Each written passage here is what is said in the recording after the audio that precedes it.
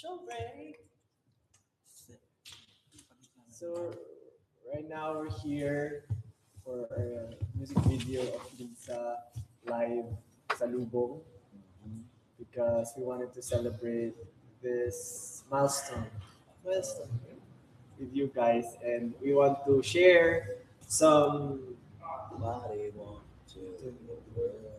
share something about the song and the lyrics. Yeah. Really, huh? You should speak in English, I right? should speak in English. Yeah. If you're not gonna us visas, we're gonna kill this man. Because last night when we released the song, Here's the Philippines, dahil sa ibang bansa na una siya. So there are so many discussions and questions about the song, the lyrics, the process, and syempre the music video. So we want to answer the questions. Yes. We want to say hi to 18 all around the world. 18 from Indonesia, 18 from Thailand, 18 from USA, Las Vegas, USA. Models. Ayoko na muna galawin kasi baka mamaya. So right now we have 4.9, there's 4.8. Hi guys, good morning. Hi. 18 from Japan, Canada, Are we just live on YouTube? Josh Holdupper era. Ano nangyari kay JC? 18 from San Diego, hi. Also 18 from Batangas, hi. May pinagawa ka daw ba? Nagpalit na po ako. From Brazil. Pengin ako no. Anak ng. Okay, 1 minute, then we will start with Rondo! questions. A lot of people are like tuning in, no? From Malaysia, New Zealand, different we time have zones. 6.1 viewers. 6.1 Million. million. Million. Ilan nga? 6.1 nga. As in, 6,000. Yun. 6.4. Wow. Good morning, guys. How's your day? How's your morning? Singapore. Switzerland ba yung ano? Yung parang may cross? Yung kulay pula na gano'n. Hindi, New Zealand ata. Germany. Germany. Bano ko sa mga. Okay. We can't stop. So, let's talk about Love. do you have any specific experiences during nung tour natin na we feel like the issue of like nagkaroon tayo ng idea with visa ganyan na kaya na-inspire tayo to make visa? Is it from the tour ba or any experiences? Actually, Can you share? sobrang dami nating experiences eh. Kasi alam naman natin sa industry na to, di ba parang ano siya, kailangan mabilis ka kumilos eh, in a snap. Kasi yung mga opportunities, dumadating rin siya ng bigla-biglaan. So, yung hurdle na kailangan mo nang mag-apply ng visa, tapos parang ang tagal ng approval or ang haba ng pila, parang sobrang hirap na lumipad talaga or alam mo yun, para ma-achieve mo or mapuntahan mo yung opportunity. So parang for us, it's a lost opportunity at the same time, sa mga people natin na tumutulong mag-apply ng visa, hirap na hirap din sila kasi parang sila yung ano eh, nag-a-apply na yung requirements, ganyan, sobrang rush, di ba? Tapos makikita yung mga tao, talagang inuumaga na mag-asikaso ng mga bagay-bagay. So, it's been hard. Pero if I'm to share a personal experience pagdating sa pag-apply ng visa, hindi related sa trabaho. More on first time ko na magpupunta ng ibang bansa. Nag-work pa ako noon sa company. Tapos nag-ipon ako. Tapos, di ba syempre kailangan may show money ka. Ipapakita yung ADP mo, yung mga ganon, para ma-approve ka sa visa. So nag-ipon ako ng maraming pera. But I don't know, for me kasi marami na nun dati yung 100K eh. So nakaipon ako ng 100K sa bako. Tapos, Sana all. tapos, syempre, apply ako. Tapos bumili ako ng ticket. Actually, 100K yun, hindi ko naipon yun. Inutang ko lang yung para pang show money lang. Kaya ako din sa ADB mo. Hindi, inutang ko na siya matagal na. Parang 3 months before pa. Kasi ko na. Tapos ngayon, bumili na ako ng ticket and all, ganyan. Tapos nag-apply ako. Tapos, na-deny yung visa ko. First time ko yun, tapos sobrang heartbreak ko. Parang na-trauma ako na ayoko na mag-apply ulit. Kasi kung yung ticket na bibiling ko, iniipon ko yung sahod ko, tapos ma-deny lang pala ako. Parang sayang yung pera ko. Sayang pera ko kasi round trip yun 20 plus K yun Isang buong sahod na yun, di ba? Parang ang dami mo na mapapakain dun. So, wala lang. Yun yung pinaka-traumatic experience Yung para hotel sa na akin. kabuka na nun. Oo, kompleto na lahat. So, more than Ilang 50K araw ka siguro. dapat mag-stay na? Isang linggo. Trip yun. Ano yung experience ko? Ako meron akong one specific experience. Well, hindi naman siya sa akin nangyari talaga. Pero yung time na na-invite ako sa Australia to attend yung Kangaroo? to attend a screening ng weekend. So parang it was me and one sa staff. Sabay kaming nag-apply ng visa. Tapos parang okay naman, parang smooth naman. Kasi 'di ba minsan parang hindi naman sa mahirap. I mean, minsan kasi pagka parang pag artist ka, pag kilala ka, may special treatment. So parang madalas siyang nangyayari. Tapos siya, medyo yung feeling, medyo thankful ka kasi parang dahil nga kilala ka, medyo smooth yung process mo. Pero on the other side, pag nakikita mo yung ibang tao na hihirapan, parang ba't ganun pagka porket artista or kakilala, parang alam mo yun, may special treatment, pero pag normal citizen, parang very challenging. Parang ganun lang yung pumapasok sa Sa proseso. Sa process. Pero sa pag-approve, hindi naman. Hindi kasi, ang nangyari, ako nabigyan ng visa, like after 2 days, 3 days, approve. Pero yung kasabay kong staff na nag-apply ng visa, hindi siya na-approve. Like, ang daming follow-up, wala. Tapos hanggang sa ending, ako lang yung natuloy pumunta nang walang kasama. So parang, pagka inisip mo siya, parang bakit may mga ganong instances na nangyayari? To think na, alam mo yun, minsan mapapaisip kayo ano yung mali sa tama or ano yung kulang sa hindi. May mga ganon. For sure, may mga ganon experiences din sila na kahit anong tanong nyo, wala namang sagot kasi never naman siyang alam mo yun, na nabigyan ng sagot. So, ayun yung personal experience ko. Na sabi ko, parang ang hirap naman pala nun kung wala akong trabaho, madali lang sa akin for me mag-travel. Pero kung trabaho siya, tapos wala kang kasama, tapos hindi ko alam yung gagawin doon, medyo, mahirap siya. So, yun yung pinaka-personal experience sa visa application. Ikaw, boss, wala ka bang kwento? Never to mabibigyan ng visa. Yan, Kasi nag-apply akong visa, nakaganito ako eh. So, alam mo na ngayon. Hindi, pero siguro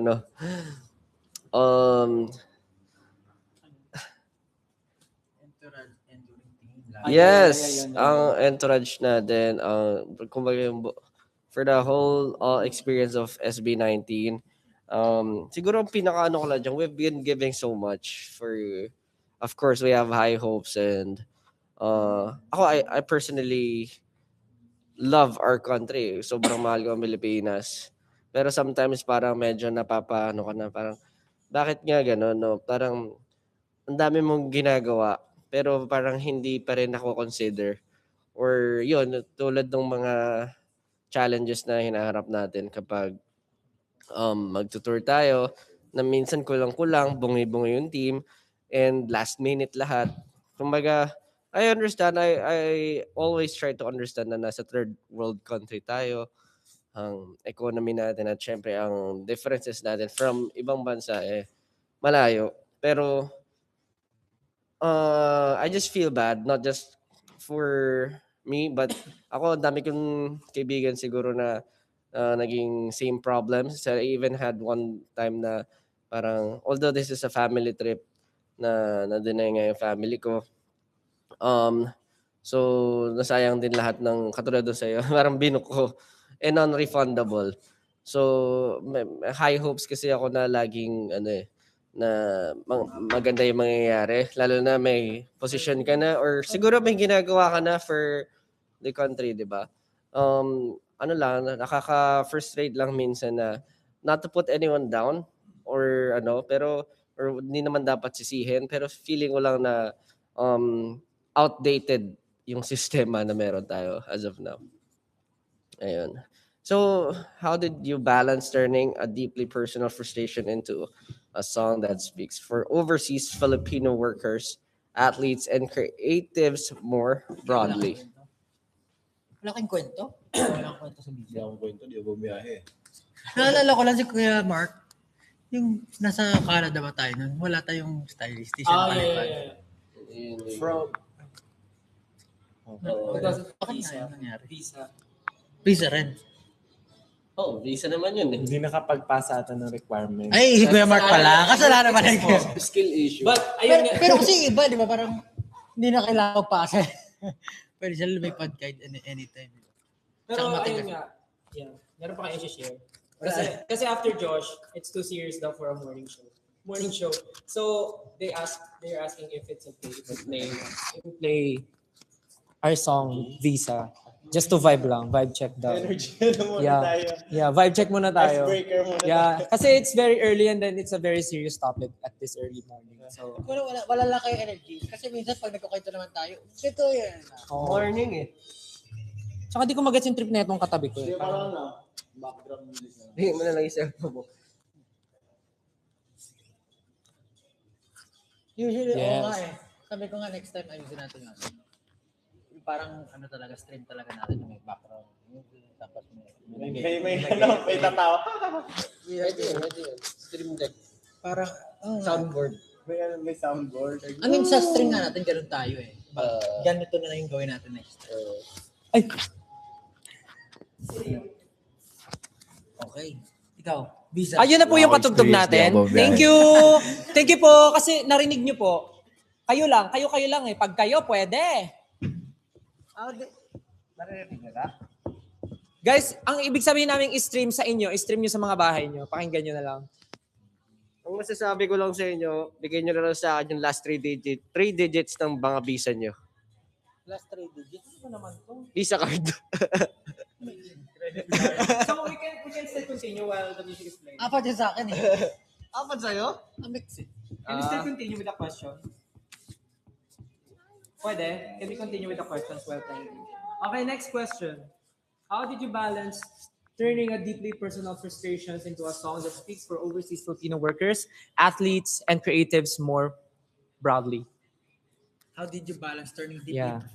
Alam mo, yun nga eh, nakakaano eh. Kasi lagi natin sinasabi na ang mga Pinoy sobrang talentado. Pero dito sa Pilipinas, parang, ano bang tawag doon? Underemployed or, alam mo yun yung parang lumilipad pa sila sa ibang bansa. Kasi doon Mas nila marami. na-achieve yung, syempre siguro yung value ng binibigay ng service. Pero dito, pwede naman dito gawin kung merong may opportunities or Hindi maayos. equal yung Yun nga, balik. kailangan pa nila lumipad. Diba? Syempre mahirap yun for everyone na iiwan mo yung family mo Yeah, para yeah. mag-aaral ka ng bagong culture, makikisama ka doon sa ibang bansa. Although, let's speak English also. Alright. Tapos, ayun lang, parang, ano ba yung Let's tanong? speak English, okay. Can we go back to the question again? The other one. And how do you balance? frustrations into a song that speaks for overseas Filipino workers, athletes, and creators. Yun lang. Tapos, di ba, syempre, yung mga athletes natin, yun, nabanggit ko last time, si Alex Ayala, Yeah. na yung sa tennis. Tapos, parang na may nabasa kong interview na it's so hard for her as an athlete na sa visa rin. Kumbaga, She needs to compete. i-represent mo na lang yung Pilipinas sa trabaho ka. Tapos, ang dami pang parang inaasikaso or abali sa pag-asikaso ng visa. So, Honestly, ang dami kong naging kaibigan na gamers, di ba? But they consider as athletes kasi nga ganun din naman yung ginagawa nila. As in, lagi silang nade-deny kapag kapag mga international tournaments. Kaya parang nagiging malaking issue na siya. Represent pa. No? parang yun nga, parang sa mga ganung bagay, I think dapat may mangyari sa government or sa sistema para naman mapadali yung proseso ng paglipad talaga. Kasi parang yung karangalan ng bansa is karangalan naman ng lahat eh. Kumbaga, yun nga, nababalita ngayon yun yung pinaka-example ko kasi pinapanood ko yung mga matches niya ngayon. Kakapanalo niya lang din. So, wala lang, ang galing. Dami pa iba eh. So, parang kung isipin mo, if we have the opportunities here, di na sana kailangan lumipad na matindi, no? Lalo na sa mga normal Filipino workers. Especially for the creatives. Yung creatives, di ba? Parang Yeah. tayo ka rin, nakalipad tayo. Tapos hindi nakalipad yung magbibideo sa atin. GG talaga. Parang they see a lot more opportunities outside the Philippines. Lalo na ko rin, kasi may collaboration tayo sa ibang artist, sa ibang bansa. Tapos lilipad din yung team natin para gumawa ng music video. O paano kung na-deny sila? Ano kasi Jessica, so? Wala lang. Bakit? Okay. Nilipad. Next question. Oh, seryoso. Hindi. Okay, next question. The track calls out invisible cages that restrict opportunities. What do those invisible cages look like in your own careers? Fairness lang, yung Per- mga invisible cages na tayo. Personally, like what I was said earlier, I think it's the outdated systems that we're currently facing. As someone na maraming complain, I feel like I can I can always or marami lang lagi ako napapansin dun sa mga nangyayari. And it feels very a little bit disheartening whenever you go through those kinds of situations. But since we are or I am a born fighter, I always try to just solve it na lang na ano. Fighter jet. I always try to solve it in a way na kaya. But when we think about it, it's a lot of parang a lot of the Filipinos are always saying that it's really hard to be a Filipino. It's really hard to be here or to really love your country. But I just want to tell you guys, you should always love your country no matter what. But let's help siguro together we should just let's help each other to fix the stuff that we're currently facing. Kaya parang sabi nga, English daw. there are lots of things to celebrate Philippines for, Yes. but there are also lots of things to be, that we have to fix, di ba? Parang yung iba talaga, it's really hard to stomach. Wow, stomach. Stomach ache. It's really, we need to fix this, oh. Tino mo. Ano ba? What are the invisible cages that restrict opportunities? What do you think? I think it's the struggle of doing even the simplest things here in the Philippines. So, for Everything, example, right? yeah. So, like Lining up. lining up, Requirements. transportations, requirements. Mag-apply ng ID, Yeah, tapos you need IDs. another ID. You need another IDs. Getting anything is like from the simplest things.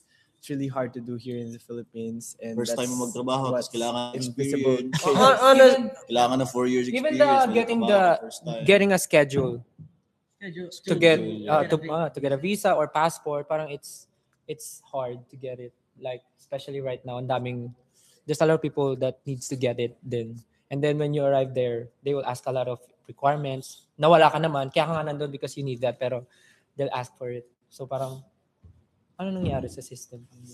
But actually, it's good that right now somehow we are like using the advantage of technology, the internet, online schedules, getting passing the requirements online. But I feel like with the advancement all over the world in general, still Philippines is not that advanced. Yeah. I think we could still maximize using the internet, online requirements, the systems. Yeah. We could invest more with like the online systems that we have. So passing the requirements, using anything online, so that since we're struggling with the transportations and all that, I think we could still maximize that. But yeah. Or maybe even the tangible things na kailangan for a visa or to fly. Kasi I have a good friend, si John, yung nabalita siya kasi may konting punit yung passport niya. His passport has a slight tear, and he was offloaded or maybe isolated. He was not allowed to fly because there's a slight tear on his passport, and I think that's absurd compared to the people that we know. For example, with their passport is cardboard. It's a very durable one. So I mean, if we pay taxes, it should have been a better The quality of the passport. Of course, if you're a frequent flyer, it will be really hard to maintain the quality of the passport. For me, before I tried to buy what do you call it? Passport holder, but people or the immigration always tell you To remove it. or don't put anything like that because it messes with how they scan how it's scanned in the machines and how they look at it and put it inside. So you don't know how you will like adjust to these kinds of things because all you have I think what you need to do is really take care or do not fly anymore. Do not fly anymore for your passport not to get damaged, right? So yeah, I think it's a very a great discussion for all the Filipinos to for our system to be quite fixed. Next question. We're That's running out right. of time. Next question. Pablo shared that the melody came to him during a brand campaign shoot. How did that initial idea evolve into such politically and socially charged? I forgot. I forgot. Honestly, I forgot. But during that time, you were shooting a certain brand ad, and we were dancing. Parang naalala ko. Yeah, Oh, and hotdog. yeah, Shoot. yeah, Narinig yeah, kita nun eh. yeah. So I Beef! Mga ganun-ganun ka sa gilid. Nagpapalpak pa siya. I just thought of. Kausap sarili.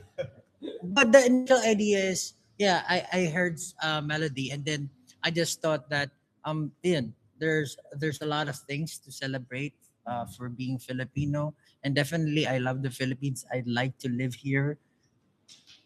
Yes, I like to live here, but there are also like Noy Pinoy Pinoy Pinoy, something like that. So that's the whole point. That's where the whole concept of Visa revolved. Have And you shared then- the meaning of that? Noy Pinoy Pinoy Pinoy. I think the Noy fans Pinoy, have Pinoy, Pinoy. like they were able to Decode it. decode the The meaning of that the part. meaning of that part, Like that. The especially different. yung part mo. Okay. So ayun, how did initially you involve into such socially charged? Yeah, that's what I've been saying. People might say we're apolitical or not, but I think everything's political. Yeah. You do things because you experience things and you Yeah. want to change things for all the people to like have a better life, and that's connected to everything that we do. Excuse me. So it's really impossible to be apolitical. So yeah, I guess but this time in Visa with the song that we just released, just want to really tell all the people in the world outright that with our voice and with our influence we want to raise questions or raise Malapit na discussion about the things that we've been experiencing. Okay. Why, for the next sa susunod na halalan, we're gonna vote for apples. As apoliticals. Okay. Next. Malapit na mag-12, bilisan natin. Josh, compared Josh, compare compared yourselves to to those athletes, creatives. How important was it for you to draw parallels? Between entertainment, creative, and sports in this narrative. Well, it's like what I've said. You've been doing so much, diba, for the country, and Sabi nila, Tagalog na lang, please. Tagalog na lang, please. I believe that sabi ko it's really hard to give a lot. I mean, I don't know if we are really seeing the benefit or the benefits of what we have been doing, or syempre the people siguro above us sees what we have been trying to achieve, and we'd like to actually catch their attention in order for everyone to syempre have the same. I'm not gonna say na parang dapat ganito may privilege tayo, may ano, but if you're doing so much for your goal and the country, siguro at least a little bit of consideration when it comes to these things. Na kasi for us, especially for athletes, creatives, and other people who have been siguro exporting, syempre, di ba, these stuff. Parang we could have used that time for other siguro mas importanteng siguro it could be something like an event or maybe we should a craft, pero we always tend to parang kailangan maglaan kami ng a lot of time to get those requirements, to get a lot of stuff na para ma-represent mo lang yung bansa mo. Ano yun? Wala. Go, continue. Alright. Dito si Josh. Ayun, so parang siguro Siya, no? yung may sinasabi.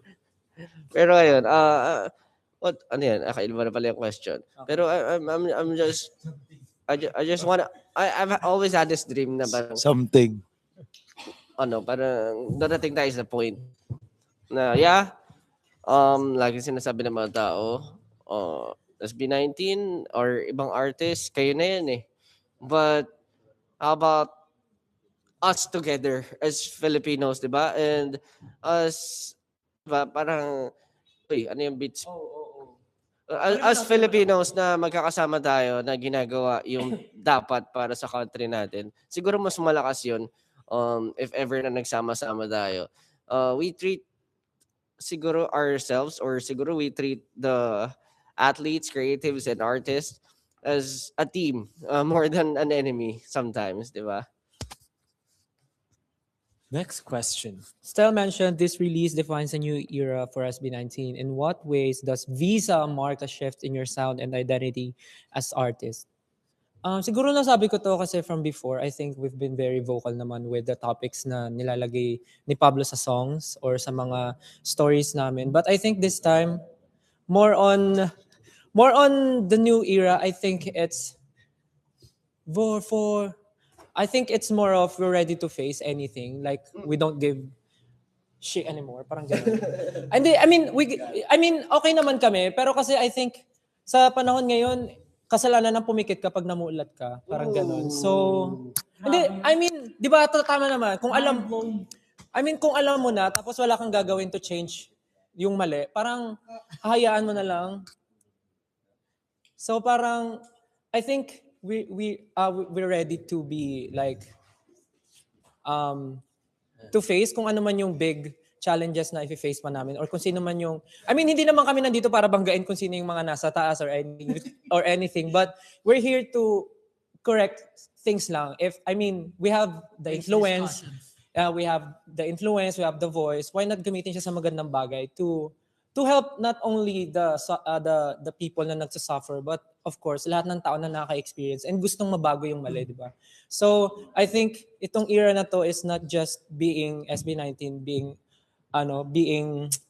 very strong or pagiging vocal, but I think we care more about not with our artistry but also with what's happening in our country kung saan kami nakatira kasi hindi lang naman kami benefit dito. It's for everyone. So it's best if we help each other to change kung ano yung mali and we will do our thing, do your thing, and let's help each other to create a better world for everyone. Yeah. We are the world. We are the children. Let's support each other to make a brighter day. So All right. let's start I just wanted to again. share London because it's good with the background music, but I just wanted to share that the message that the song wanted to bring, because we know that Filipinos are really skillful. During the tour, everywhere we go, there's a Filipino working as a businessman, as health worker, and so many works that they can do. Yeah, and they're skillful enough, and I think that talent or skill of the Filipinos should have give us like privilege, or actually we can really empower Philippines by that if we were able to really choose the right people or like unite Filipinos to make a better system. And because I feel like the skills that we have are usually go to waste because of not being supported with. Supported, yeah, by um the country, the system. So Or even fellows. or even, yeah. So I feel like we could earn the privilege of not having so much. I mean, not requiring a visa if we could really maximize the skills of the Filipinos. So I hope that message would really be understood by the listeners of the Song Visa. Yeah. Last 10 minutes before the music video drops. Woo! Yay!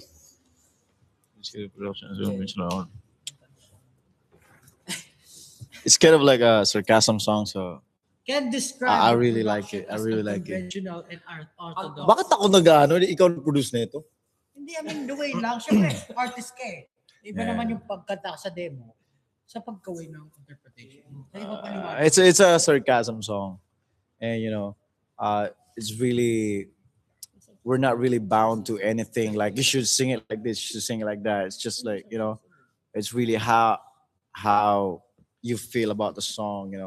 That you could really express what you really feel. So yeah, whenever we record song, like okay, beep. Okay, I just wanted to share. I mean, like, I just wanted to say that I hope that the song will give you a lot of inspiration or like motivation to speak up, because we are all paying taxes here. So I'm really frustrated because like everybody's paying taxes, and to be honest, we're not getting I mean, like the system, like what you said a while ago. Our system is outdated, so we're all paying taxes. So don't be afraid to speak up, because I think it's your right. So speak up, don't be scared. Gusto ko hindi i-share kasi Wag na, mag-end na tayo ng live eh. I just want to share because here in the Philippines, like really, people really play on sarcasm, and sometimes for you to be able to put out or maybe say your sentiments, you try to say it as a joke. Yeah. To soften the blow Or not to offend anyone. not to offend anyone. I think people should really practice it, Alright. not to sugarcoat anything. I think that, I mean, it's very cultural. I think some So people to could me, really do it to me, like directly. personally, I would really love people Aww. say anything to me like in a real honest way, rather than like seeing it as a joke, because that's a lot more offensive For me. you. Yeah, for me. For other people. I'm like that's why I'm saying that they should learn. They should learn, take, alright. They should learn to take It- something like that. The world will be much easier if people are like that. Yeah. But I mean, for other people, because if I try to say, well, let's say you did something, your work is ugly. It's easier for me to accept it, but some people get demoralized. I think or I think it should not be something like that There- was ugly. It should be like kindness. I mean, like, oh, you should do it like this, like kind of like education, Then like maybe we should change his life. should- What? some- This is ugly. something that you It's can learn wrong. from. Yeah. You So cannot say that. so when you say something, it should be treated Something. with kindness. Oh, this is kind of something. That's for right. you to like that. All right. Okay. This Let's is fine. next question.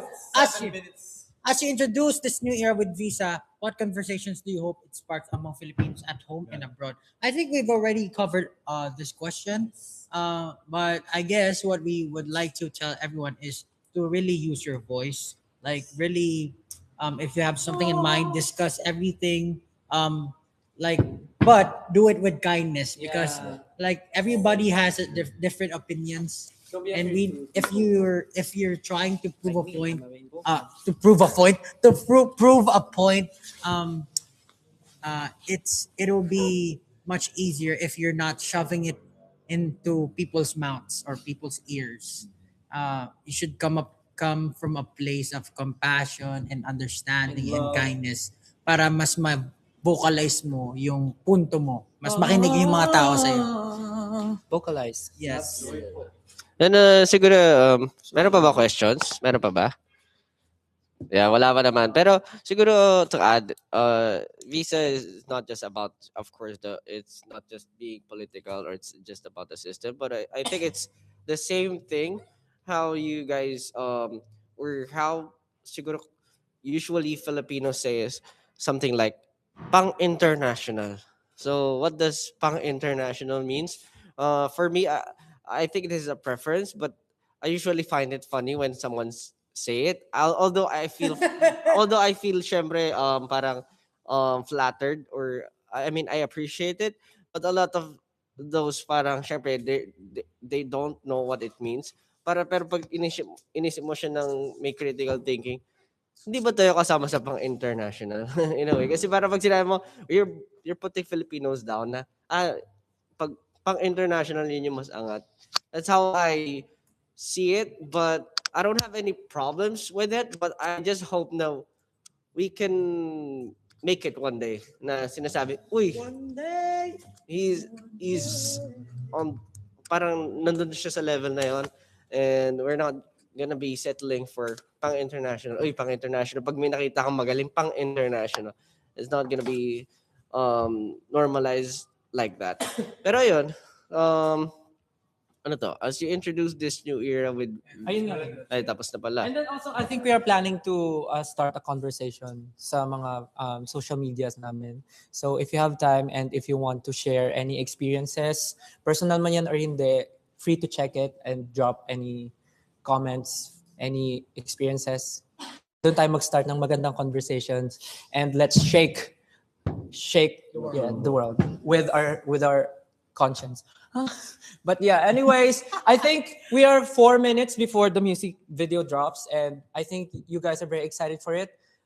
Same as everyone else, we're very excited too na makita nyo kung ano yung ginawa namin for this Visa music video. I think may mga tao dito na may ideas na kung ano yung makikita nila sa music video, but our creatives talagang ginawa nilang something very creative and very fun and quirky yung music video namin, and we hope you enjoyed it mamaya pag napanood nyo. And gusto lang rin namin sabihin na after this, we will be directing you to the music video. Tama ba? So yes. Pero may request sila. Guys, sample nung dance. Who wants to dance? Oh, sample daw ng dance. Josh, kasi Oh. Let's go, Josh. Yun lang. Let's go. Kasi ngaya ako ay 6, 7, 8. Agay! Wala na. Ay. Agay.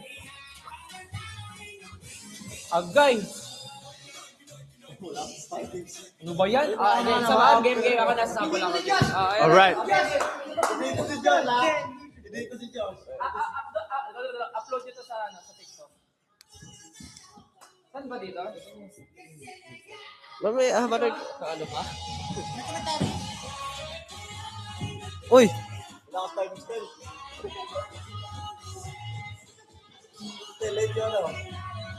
Doon lang wala sa timing.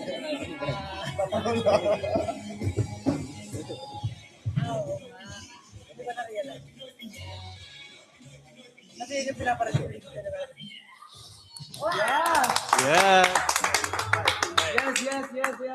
Yes. That was choreographed by the one and only Coach Jay. Any last words? Thanks. So that's it for our live stream. For our syempre salubong to our Visa music video. Yes! And it's gonna be out in two minutes, right? 2 minutes, so you can stream Three. 2 minutes, so you can stream Visa on all platforms and watch it. Watch our music video on. And you can watch. Well, you can watch our. Okay, you can watch our music video on YouTube. Go to our YouTube channel. It's official SB19 or SB19 official, whatever. And of course, Wakas at Simula is gonna be the best concert ever. We're claiming it, and I hope you guys can watch it as well. I hope we can be with you guys and you can watch it live. is gonna be on April 18 at SMDC Open Yes. Grounds.